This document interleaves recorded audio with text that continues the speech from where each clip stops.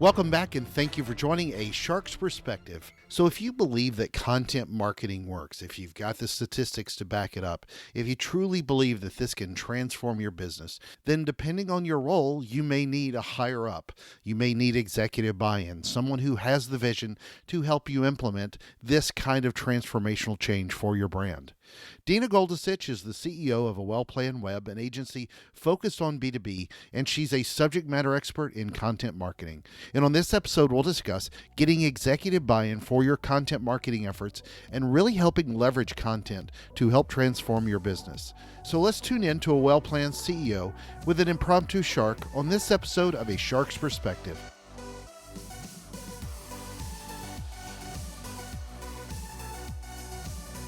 Deana, thank you so much for joining us today on A Shark's Perspective. Tell the world a little bit about your story and your background, please. Well, thank you. I'm happy to be here, Kenneth. Or Sharky, I can call you. You can. I know I can call you Shark. Do people call you Sharky? No. Okay, we'll do Shark. No. We'll do Shark. But okay. actually, I did add that to the back of one of my podcasts. So when I did the intro, I actually said that. I called myself Sharky, so you can. Okay, so I can. I'm not offending you. No, you are not. I know you don't go by Kenny. No. Right. So Kenneth, I could call you Sharkus. Yeah. Okay, sorry. Total. Yeah. Anyway, so yes, my name's Deana Goldasich. Thank you very much. This is fun to do. I'm excited to be here. And so a little bit about my background. My background, I worked in TV and radio for a number of years back in the traditional advertising and marketing days, and then quickly became an online geek when the web was born. So yes, I did start my career before the internet did actually exist, which is crazy to say. But I have always had a background in content. So whether it was broadcast content, whether it was online content, I did a lot in terms of consumer-based content for a long, long time. And then when I started the business in 2009, we made a decision to pick a lane, and we decided to pick business to business. Mm-hmm. And the reason is that we find it to be, for our team, because we have a very select team of people, we just found it to be more fun for us, and Sure. we started to really enjoy the Rubik's Cube nature of the B2B world, and we truly love the complex nature of our clients. So that's just in a nutshell my background. I had the pleasure of hearing you speak about getting executive buy-in for content marketing, and you appeared, I know, earlier than a really brilliant speaker who was suffering from a lack of sleep and allergic reactions and really bad self-deprecation and humor. But I did hear your speech, and it was fantastic. Why did you feel that was a need, getting executive buy-in for content marketing? Why did you feel the need to discuss that particular topic? It's a pain point that you're seeing with marketers and teams having these content marketing plans, or was it to improve their current efforts? Sort of elaborate and unpack that. Yeah, so a big reason is because it is a pain point for different levels on marketing teams. And, the reason it's not just about getting executive buy-in in order to get approval on strategy and tactics or the budget, the obvious stuff, right? All of those things that you need money in order to do this. You need permission to hire people, et cetera. Those are all kind of the givens in terms of needing buy-in for content marketing. But there's a much bigger picture there. When you do content marketing right, you really require more than your marketing team. You require your sales team. You require your subject matter experts and contributors to content. You require even your customer service team, perhaps, if you're in the B2C world, your IT team. So there are so many different groups within an organization that have to play in the sandbox with you if you're going to do content marketing right. And most of the time that goes well, but if you're doing it right, you are going to have some disruption within your organization. Mm-hmm. And without executive buy-in, that disruption can be destructive. So you really need the executives to understand why content marketing is important, and how you're going to actually measure it, how you're going to proceed with it. And the reason is that without their buy-in, they're basically, you're going to have a harder time with those other groups. And then therefore, you're not going to be able to do your job. You're not going to be able to have a successful content marketing program. So it's even bigger than buy-in. It's flat out endorsement. Agreed. Yeah. So your executives have to endorse this. Otherwise, you're setting yourself up for failure. Well, who should we specifically be convincing? And when you think about the sizes of organizations, a smaller company can't afford to really dive in too deeply because of limited resources, if only Right. just because they're smaller. And if you're a large organization that may report to senior manager or a director or Mhm. VP, senior VP, and layers up to a CMO and then to the C-suite and the board of directors. But Yeah. Yeah. Oh, sure. to implement something that's this elaborate. So if you're a marketer with a strong knowledge in content marketing and you're Yep. trying to help make your company have a rather large shift in the way they look at their marketing and operations, what's your Mhm. advice on who they should convince? Yeah, it's a great question. Who they should really talk to and connect with and get the buy-in from first is whoever plays the role of visionary in the company. Because if you are able to really help that visionary understand what content marketing is actually going to do for your organization, that's who's going to be your best champion. And the reason that the visionary is best, like you've got all these different C-level people. You may have a CEO, a CMO, a sales executive, a customer service executive, all these different people. And what's really critical is that a lot of folks, even at that level, just look at content marketing and think it's about what you're going to produce. You're going to do blogs, you're going to do social, you're going to do, some videos, some infographics. They start to think of the output, but what they need to start looking at is what's the outcome. And Mm-hmm. so you have to help them really establish a vision, and content isn't about what you're going to go write or produce, but it's Thank you. really about what you're going to be. Like you're going to be a resource to your And the customers. You're going to problems be you're an going to help them expert. solve. Exactly, right? You're going to be thought leaders. You're going to be innovators and disruptors. It's what you as a company want to go be, and your content's going to help you go be that. And that's ultimately what makes you relevant to your customers or to your prospects. But that requires some vision, and that Mm-hmm. requires someone who's going to be, who's going to understand, let's go be this. Let's go become a different company, and content's going to help us get there. And so, to answer your question, it is that visionary, and it's important. It's important to find that person. That's not going to be something that's on a job description. That's Agreed. going to be, Yeah. yeah, that's going to require knowing the personalities of your executives and knowing who's going to be your champion. And sometimes it can be in the most unlikely of Mm-hmm. places. Sometimes it might be that sales executive, even more so than your marketing executive. Well, if that's the case, that's who you need to go talk to first. Yeah. And So, hopefully they understand the reason why this shift is needed, why that yeah, look in the mirror is needed for a business, because it yeah, affects everything from your marketing, your advertising, your communications, your customer experience, the customer service. It's right. it's it's really, sort of a how to look in the mirror. And Yeah. you know, And what's really fun is that there's a lot of those folks, like again, like I think of sales executives, yeah, this is usually very common where they don't even know that content marketing can do this, like is agreed. capable of doing what it can do. And then when you start to explain, here's where we can really transform how we appear in our market, in our industry, they get so excited. And that's when, you know, if they weren't a champion before because they didn't understand it, once they do, they'll be your biggest rally cry right there. Well, and it's obviously because they are always so receptive as salespeople to what Yeah, somebody else would think. Just kidding. sure. So, But you're right.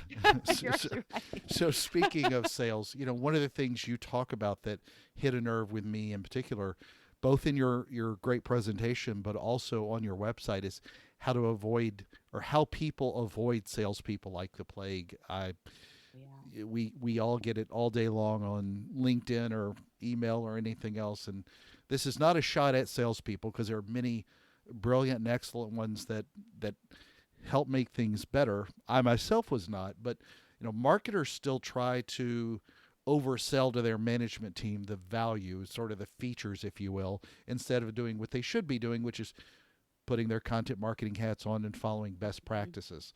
Right. Elaborate, if you will, on what you mean by stopping selling and explain what we should do for our management team. Yeah, no one wants to be sold to. And to to cite the example that you gave, most B2B buyers, they get through 75 to 90% of the research process before they ever want to talk to a salesperson. And it's because they don't want to be sold to. And that's the salesperson's job. So they're going to avoid them and they want to be in control of the decision. So they're going to go do all their research themselves. The same thing goes for executives. They don't want to be sold to. And so putting on your content marketing hat, think about what's right and what's wrong. What we don't want to do is when we're talking to our customers, we don't want to hook them or convince them or coerce them. We don't want to manipulate them like the old school marketing days. We don't want to do a monologue like the old school marketing days. We don't want to sell them. The right way to do it is to inform them and educate them and nurture, to build confidence in you and themselves, to have a dialogue, and to solve their problems, like you said. And, ultimately, rather than tell them why you're great, you want to show them why you're great. Well, the exact same thing applies to your executives. Don't try to hook them. Don't try to manipulate them. Don't try to sell them. Inform them, pull them into the conversation, have a dialogue, and don't tell them why this is a great idea. Show them why. And so it should come naturally to us. We should absolutely be throwing our sales hat out the window no matter what. Because these executives don't want to be sold to either. So we have to respect them just like we respect our audience. Agreed. And, one thing I thought of this morning as I was working on this podcast, getting prepared for it again, was I got another email from a salesperson who did what they typically do. They send me an email, here's something about their features, and then they sent me a link with some of that they wanted me to go do the homework and research on how I would fit, how our businesses would gel well together. And it made me think about this because it's something you brought up in the speech that I'd love for you to unpack a little bit is, most executives today aren't from the greatest digital generation, if you will. Yeah. And they aren't exactly the greatest risk takers either. Not a lot of them that are Braveheart-ish. But I know that you shared a link with some statistics. Yes. And you talked about not just sending it to them and letting it just sort of live on its own. But what's your advice on what stats someone should pull together and share? What's the data someone should use to make this point? And then how should they communicate that to those executives that they're shouldn't be selling to in the process? Yeah. So that's a great question. So right, there's so many statistics out there that are in support of how content marketing can be so successful and why it's successful when done right. And yes, there's a link that I did share in the presentation that is helpful because it has a lot of them pulled together. And there's probably even some more current, statistics out there as well. The important thing is to not just boom, send that link to your executives. It will be the worst thing you can possibly do. Like what you have to do over time, and this isn't just that individual link, but go out and curate stats for your specific industry, for your specific business. Do some serious digging and, create even your own internal drip campaign, perhaps, of, hey, there's a statistic here that I found that really explains why content marketing works for the medical industry or why it works for manufacturing, and start to speak the language of your specific vertical or industry, because your executives are always going to feel like, well, this doesn't pertain to me. Or you're just shooting me a bunch of stats that don't, these people don't know my business. So this means nothing to me. So if you just shoot a bunch of stats over without context, interpretation, and showing your own thought behind it, it won't work if you just shoot over the link. So adding context and meanings and meaning that align with your company vision, your goals, that's going to be critical for helping them understand why the stats are so meaningful. And the other thing to remember is shooting over just a ton of numbers can be very risky because it will start to feel like a sales job. Exactly. And those numbers will start to make execs very numb. So it's critical to, add the context, add the meaning, and take the leadership role. Like that, we as marketers have to be better about that, of actually defending why this is going to actually help the business versus just being a good idea. Couldn't agree more. I think to where a lot of these sources are, you've got Content Marketing Institute and Digital Marketer and marketing profs and great sites, HubSpot. They've all got wonderful statistics you can grab and send to somebody. But Yeah. if you're in the solar panel business, for example, or some other line of home services or whatever it is, insurance, you don't care what somebody in a completely different Exactly. vertical is doing because Content Marketing Institute said content marketing is good. No offense to Content Right. Marketing Institute because they're Of course. fantastic. But Yes. Yes. I'm not going to, they need that context to know what their competitors are doing. And, I Yes. often rail about, not doing the cookie cutter approach and looking at what your competitor's doing. But in this case, I'll make an exception and say you should look at Right. what they're doing and do it a lot better. So, Yeah. Yeah, exactly. well, then theoretically, we approach this often in thinking of it as new content. And a lot of leaders already think they're experts in their own field, in their own vertical, and they think they're producing content. They ask a lot of them, they'll say, oh, yeah, we produce content. But what if they think they're producing good content already now? What's kind of the argument to have with them? I would basically look at the executive and say, are you the target audience? Mm-hmm. Thank Because you. if you like the content, that's just speaks well for, gee, you like it, Yeah. and we all feel good that you, the executive, like the content.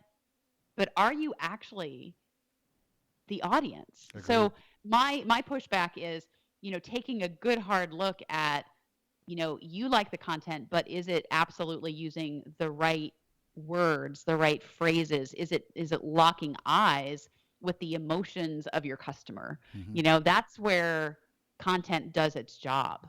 And so, we often come in at this phase of looking at, gee, we have all this content, it's not working, it's not doing a great job. Why? Mm-hmm. Our very, very first step is always 100% doing an audience profile. And we take it much deeper than a lot of our competitors do. The profile is not the same thing as a persona. A persona is usually very, very high level, very surface level, but we like to get down and dirty to the point where we're actually giving your content a job description. Mm-hmm. If it doesn't do this, it fails at its job. And we map that directly to your audience and what their exact needs are, fears, what myths they may have in their brain. We take it at a very, very deep level, and it's very actionable at the end.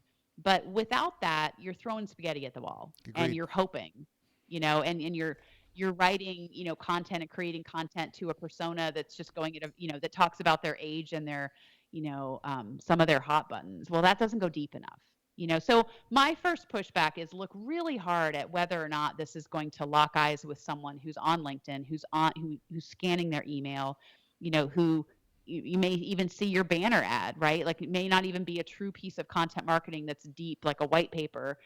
Just the smallest things can make the biggest difference in even your headlines. So that's the first thing we look Agreed. at. Take the brand hat off and put the customer hat on. So Yes, then at exactly. the end, what should the execs expect from an ROI? What are the KPIs we should set, to see whether or not we've met our goals? The KPIs are always a tricky thing, especially when you're just getting into content marketing. It's important to set some expectations. So when you're starting a content marketing program, you really have to plan a pilot, help the executive team understand that it's all about quality, not quantity, that we want to get it right, not rushed. And the big thing is that results take time. We always hope that we're going to have this straight line and it's going to be like from A to B, and we kicked butt, we took names and had this amazing ROI. Well, the reality is there's a lot of twists and turns from point A to point B, especially when you're just starting out. The main thing to remember when you're talking to execs is you can't plan for perfection. It's not realistic. It's not realistic in business in general. So, I think it's important for content marketers and even marketers in general to say, we're not going to plan for perfection. We're going to plan to learn and to bring back constantly. Here's where we started. Here's what we learned. Here's how we optimized. Here's how we adjusted things. And here's what we're hoping to find out. And showing that evolution and that growth is a much more mature way to tackle ROI. And the other thing to remember is, 70% of us say that we want content marketing to operate and be seen as an ongoing business process, not just simply a campaign that we flip on and off. That's what content marketers are saying. And that came from Content Marketing Institute. And so if we're saying that, we literally need to put our metrics where our mouths are. And we need to look at, okay, if we want to be seen as part of the business process, the ongoing business process, we have to start acting like it. So when we pull out statistics and when we pull out, our dashboards, we need to get over these shiny dashboards and start showing how we're affecting the business Could not directly. agree more. Yeah. Yeah, and boy, that's such a soapbox for me. Like this is something that we as marketers, we just have to be more mature about it, quite frankly, versus showing, hey, we got, all these vanity metrics Yep. and all of these, great likes and 4 people read the page yesterday. And I mean, okay, that's great. That's still progress, by the way. We don't want to throw that out, especially when you're just starting out. But being willing to be wrong and being willing to take the time to actually map it to business outcomes, that's where I think we as marketers could be much stronger. Agreed. And I think another problem that marketers have, the way they look at metrics, they look at the metrics the same way with how they looked at it from a brand perspective. Not Yes. not did one customer react. You gave the number of 4. You got 4 likes, but did one of those go do anything and buy, or Right. renew, or purchase more of, or whatever? Right. Unless you're looking at it from that perspective, none of the metrics really matter, because Right. ultimately it comes down to that And customer count and how long you keep them longer as a customer. how qualified is that person? Exactly.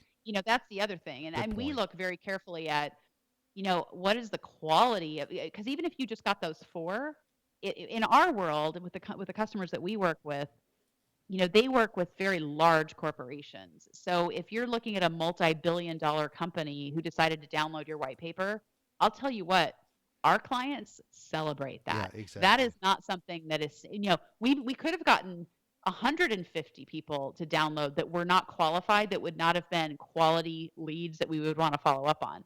But getting that one that we can spend the next, however months we need to nurturing, we're really finding too that finally this landscape in the B2B world is shifting where people are starting to recognize that.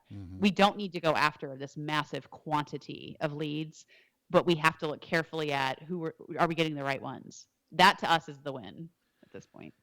Well, what metrics do you find that marketers often overlook? I mean, what are the intangibles? I know you spoke about this a little bit at the conference, but Yeah. what are the things that are out there that either we can't measure, haven't measured, should measure? Unpack Yeah. that. Yeah, the intangibles, this actually came from one of our clients.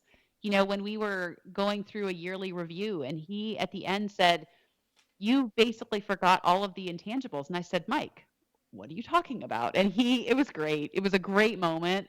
We just love those engagements where our clients make us think so hard. And his point was, and I'll give some examples because I think that's the best way to explain it. Rather than the things that you can measure using your data and measuring using a dashboard, looking at how um, the program has actually affected your teams and your internal like operations. So, for example, for that, and this was an engineering client that brought this up. So one of our engineering firms, and he said, you really helped us reduce the shiny thing syndrome. And we did. I mean, it was interesting. So after this program was in place for a year or so, we were able to kind of create this focused energy across departments, and it reduced tensions around content because we were taking away the shiny thing and we were really getting everyone very, very focused. Another example is, the subject matter expert knowledge transfer process. That was very, very heavy, very, very difficult for that particular client.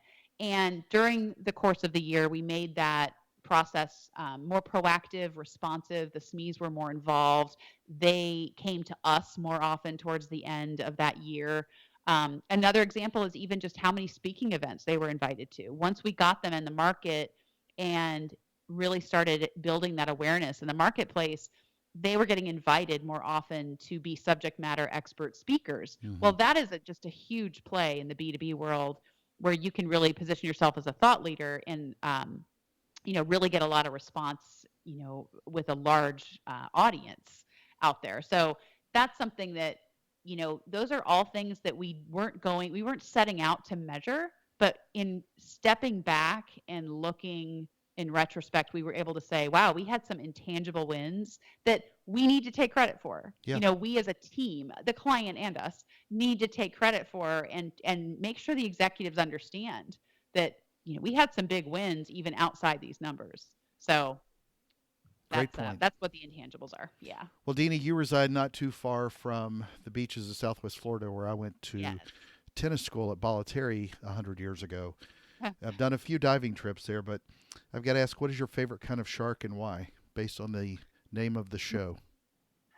The hammerhead shark, for sure. Why so? And why? Okay, so the hammerhead, it doesn't look like it should be able to swim. It's got It kind of looks that like it should have Quasimodo look. totally, yes, it does. And it looks like it just should not be able to move through the water as swiftly and quickly as it does. Mm-hmm. It doesn't look like it should be able to see straight. It just looks like it defies, everything logical. So I like it also because, he's also not the prettiest shark in the sea. Hey now. So he's sort of the underdog, the undershark. I think that's my newest tattoo, oddly enough. So nice.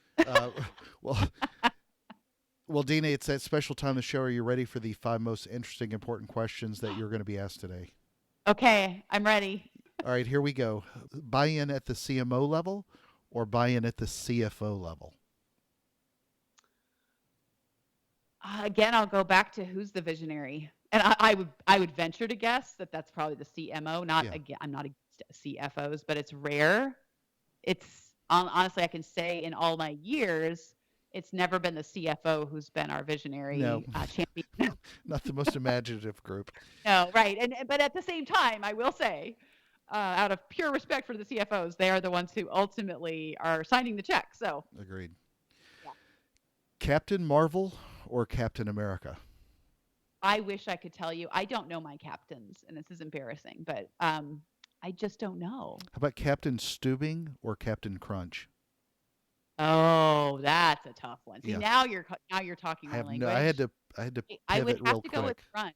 Crunch. I would have to go. I would have to go with Crunch, except for the fact that it tears up the roof of your mouth a little bit. So that part's a little rough. But yeah, I'm gonna go with Captain Crunch. You have a lot of cruise ships leave Tampa Bay, right? Yes. Okay. Yes. I guess that's where I thought of Captain Stubing. Yeah, that's good. No, you're right. I don't know. I was either that or Captain D. I was running out of options. Captain D, yes. Tampa Bay Buccaneers or Tampa Bay Rays? Tampa Bay Rays for sure. Because I'm a bigger baseball fan. I like the culture of baseball games in person. I wouldn't say on TV, but in person. I love watching the kid with the hot dog with his dad. I just love baseball. I just think, and it's kind of remained timeless that way. So I find there's just a little bit more purity to it. So. Number 4, B2B content marketing or B2C content marketing? I gotta say B2B, just because that's our love. I would think you would, yeah. Yeah, that's our love. That's what we do day in and day out. For us, it's the ultimate Rubik's Cube. There's a lot we love about B2C, and we even have some B2C clients. We have a few. But yeah, we just tend to gravitate towards B2B. It's fun. Well, number 5, and the most important question that you're going to be asked today is biscuits or cornbread? Cornbread. Okay. Definitely cornbread without question. Yeah, that's, we do a lot of chili in our household. So cornbread's almost a weekly staple. Wow. Yeah. Yeah. So Deana, where can people find out more about you, social channels, the company, and more? Yeah. Well, obviously you can get me on LinkedIn. I'm a big player on LinkedIn. I love that channel. I'm on there a lot. So just look me up, Deana Goldasich. And then also, of course, our website, wellplannedweb.com. You're welcome to find us there. Shoot me a line. I'm one of those people who I geek out like you do about marketing, about content marketing. So shoot me like a challenge, shoot me a question that you're wrestling with your team, anything, stump me is I guess what I would offer, because I don't pretend to know everything, but I sure like talking with people about it to understand, well, talk to me about what you're up against. Yeah. I actually love the sales process, not for the sales alone, but for the discussing the Sure. problems and actually finding Agreed. out, wow, I keep finding that with multiple people and I keep hearing this thing come up. And so I frankly just geek out on it. So by all means, reach out to me, on any of those channels. I'm certainly on Facebook and Twitter and Instagram as well, but LinkedIn is definitely, one of the best places to find me. My email is Deana@wellplannedweb.com. So that's it. Thank you very much, Deana, for being with us today on A Shark's Thank you, Perspective. Kenneth. Thank you. It was fun. So there was my conversation with Deana Goldasich, the CEO of A Well-Planned Web, an agency focused on B2B, and she's a subject matter expert in content marketing.